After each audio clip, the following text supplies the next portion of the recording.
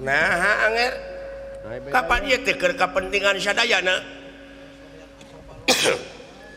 paralun maklum kasuhun ieu leres parantos jadi kaputusan raja upami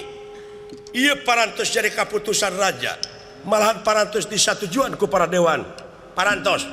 dewana meureun meunang panyogok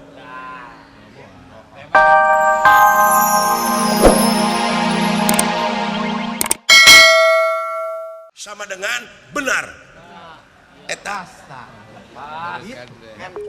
nah lamun urang geus nyokot ilmu matematika nu bieu dijalankeun sapopoe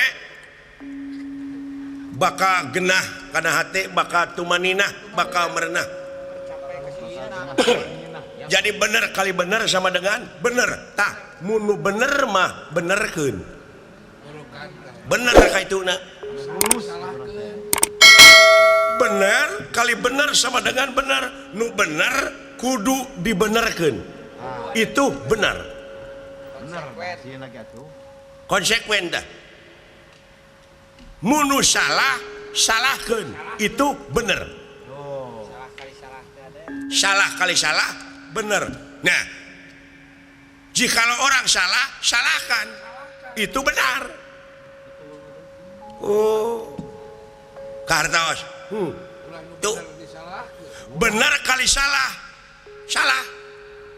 kumaha tah ruksakna nagara teh di dinya nu salah dibenerkeun nya atuh salah yang salah dibenarkan itu salah oh eta tuh penyelewengan bener salah karena ditutupan supaya jadi benar gitu maling ngajak maling ka kiai itu salah kalau bangsat ngajak maling ka maling bener bener naonana bener goblokna benar tuh ya itu ya tah jalan kaluarna urang salahkeun heula sarerea di mana-mana geus salah sarerea nah di dieu arti hakikat arti dari reformasi re itu kembali masih ke semula kembalilah kepada fitrah manusianya itu jelas timimiti raja nepi ka rakyat negara Astina coba kembali kepada fitrah manusia itu hakikat dari reformasi yeah. Gitu numutkan gempungan tadi jadi dibelaan ku sararea yeah. Nah panustrungan putusan raja sudah ketok palu malahan menyimpulkan ini sudah menjadi undang-undang raja gesah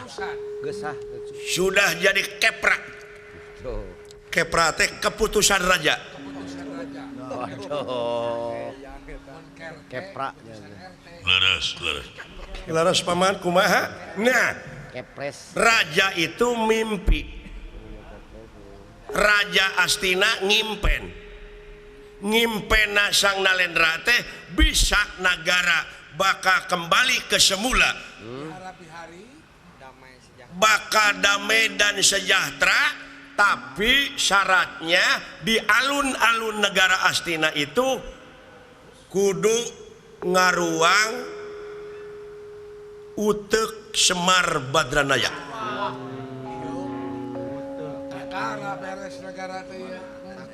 jadi tumbal untuk negara Astina ini supaya tentrem raharja di alun-alun negara harus nanem utek sanes utek atau otak nah itu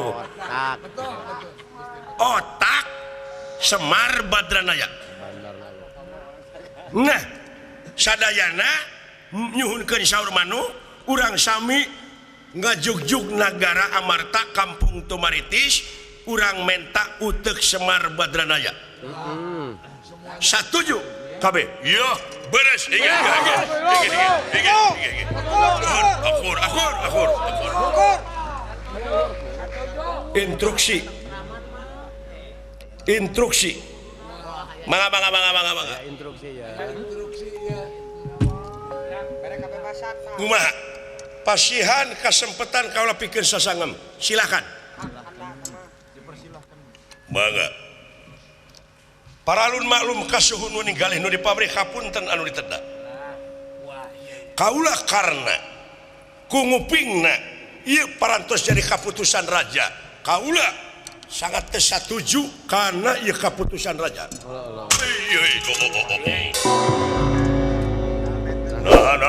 karena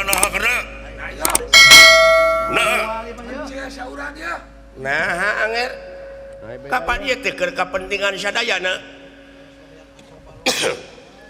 paralun maklum kasuhun ieu leres parantos jadi kaputusan raja upami ieu parantos jadi kaputusan raja malahan parantos disatujuan ku para dewan parantos dewana meureun meunang panyogok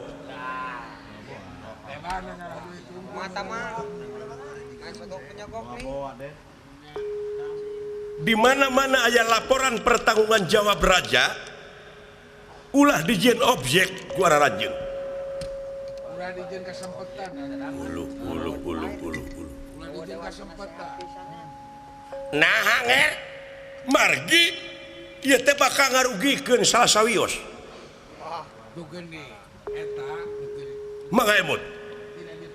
ieu kaputusan raja tiasa teh kaputusan raja digugu ku sadayana upami ieu kaputusan raja teh keur kapentingan negara bangsa katut hirup jejeg dina agamana bari teh ngarugikeun batur tapi upami ieu kaputusan raja mata ngarugikeun negara jeung bangsa mata ngaributkeun mata jadi mamala antawis ti nagara ka nagara tiasa gempungan deui tiasa musyawarah deui anu mupakat cari jalan kaluarna deui milarian di jalan kaluarna Anu acara nama robah deui we lah. margi ieu bakal aya mamala anu teu hade paman Jelas. mamalana naon mamalana punten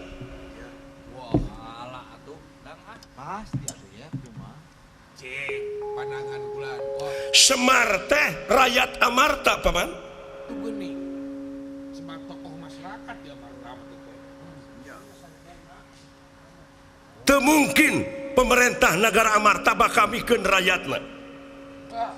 upami urang maksa sadayana menta otak Semar Badranaya nganu harti pemerintah negara Amarta satuju anu mamalana bakal beneng ceweng antawis Astina jeung Amarta di mana perang antara negara jeung negara anu ruksak rakyat ekonomi bakal leuwih ruksak langkung acak-acakan malah hanya teh bakal nimulkeun korban paman udah mau amikeun upami kejadian perang ti negara ka negara tingali negara-negara anu sejen anu korban anu leutik Nya. anu teu bais teu meulem Eta anu ruksak mah eta kudu diwayagah teh eta.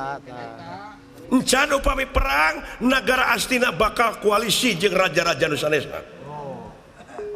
Amarta pun kitu deui yakin bakal jutaan jelema anu bakal jadi korban tina pasoalan ieu otak Semar perang dunia wayangan gitu Mata kudu bisa nolak bumi teh di dieu neuleuman. hapunten tiasa gempungan deui kaula teu satuju upami ieu nagara ditumbalan ku otak Semar Badranaya Pilari dewe lah anu kajaba urang Astina parantos mikir dina agamana margi ieu teh mangrupakeun falsafah